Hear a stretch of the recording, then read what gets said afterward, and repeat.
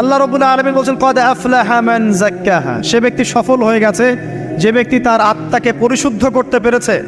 ওয়া কদ খাবা মান দাসাহা, যে ব্যক্তি আত্মাকে পরিশুদ্ধ করতে পারে নাই সে ব্যক্তি ধ্বংস হয়ে গেছে। কিভাবে পরিশুদ্ধ করবেন? তিনটা হাদিস আপনাকে আগে শোনাই।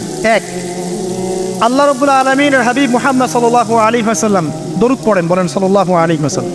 তিনি বলছেন যে আল্লাহর এমন কিছু বান্দা আছে যারা জান্নাতে প্রবেশ করবে যাদের অন্তরটা হবে পাখির মতো নরম। কার মতো? পাখির মতো। একটা হাদিস শুনলেন। 2 নম্বর হাদিস, আল্লাহর রাসূল সাল্লাল্লাহু আলাইহি ওয়াসাল্লাম বলছেন